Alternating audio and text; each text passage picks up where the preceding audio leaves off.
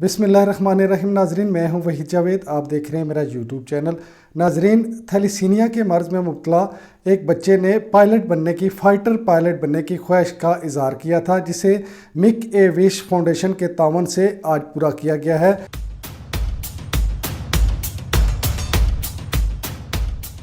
پاک فضائیہ کی جانب سے اس بچے کو ایئر بیس میں بلایا گیا، جہاں پہ ایئر وائس مارشل خالد محمود اور ایئر کمانڈور عاصم رانا نے اس کو اعزازی رینک لگائے ہیں۔ عبداللہ نوید کی پاک فضائیہ کا لڑاکا طیارے میں بٹھایا گیا ہے اور مختلف پوائنٹس کا بھی دورہ کرایا گیا ہے۔ عبداللہ کا شکریہ ادا کیا ہے پاک فضائیہ کے سربراہ نے۔ اس سلسلے میں پاک فضائیہ کے ترجمان کا کہنا تھا کہ پاک فضائیہ ملک اور قوم کے دلوں میں ایک مقام رکھتی ہے۔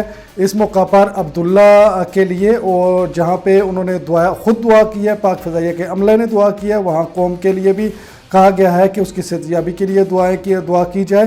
عبداللہ جو بچہ ہے وہ تھیلیسیمیا کے مرض میں مبتلا ہے اور اس کی خواہش تھی کہ وہ فائٹر پائلٹ بننا چاہتا ہے۔ اس سلسلے میں آج اس کو پاک فضائیہ ہیڈ کوارٹر میں دعوت دی گئی تھی، جہاں ایئر بیس پہ اس کا پورا پروٹوکول دیا گیا، اس کو رینک لگائے گئے اور اس کا پورا پائلٹ کا جو ایئر بیس تھا وہاں پہ اس کو دورہ بھی کرایا گیا ہے اور اس کی خواہش کو مکمل طور پر پورا کیا گیا ہے۔ اس سلسلے میں پوری قوم سے دعا کی بھی اپیل کی گئی ہے۔